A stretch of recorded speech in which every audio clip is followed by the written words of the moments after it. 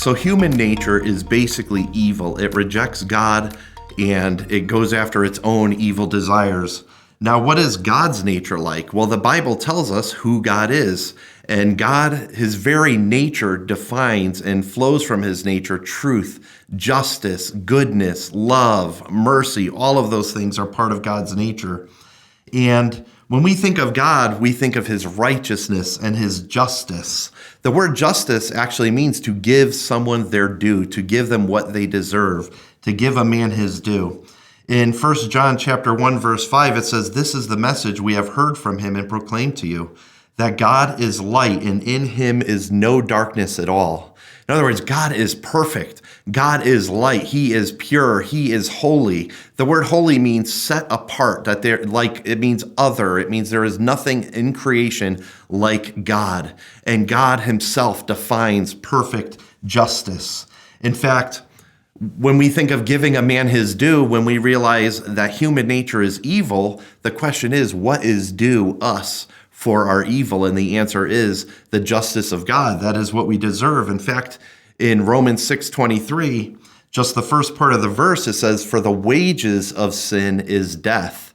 In other words, the justice that we get from a holy God based on our sin is death. It's separation from God forever in hell.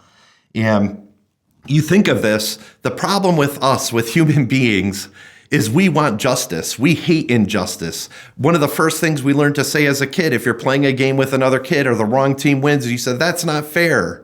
You want the refs to judge on the side of your team when you're watching a football game, and everything they call against your team and for the other team you're against, and the refs must be biased. We want fairness. We want justice. When we see injustice in our culture, we want to fight against that. There's something in human nature that craves justice. The problem is we don't want it for ourselves.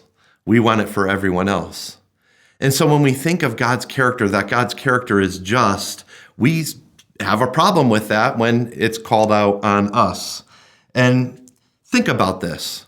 Do we want God to treat us fairly? Because if God treats us fairly and the wages of sin is death, we know where we end up. Now think about God's justice, because some people have a problem with God being just, with a loving God sending people to hell.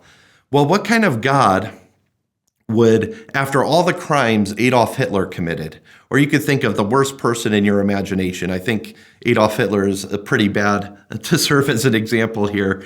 But we think of all Adolf Hitler did, and then he dies, and he stands before God as a just judge.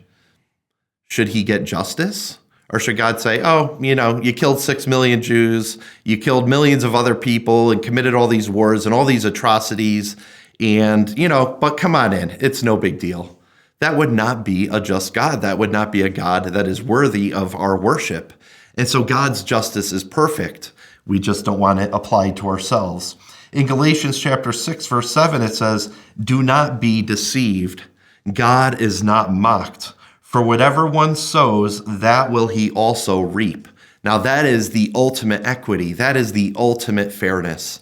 And when we cry out for justice here on earth, we have to realize that the standard of justice himself is a holy God who is righteous, who is perfect, who is light, in whom there is no darkness. And that is the standard by which we will be judged when we stand before him.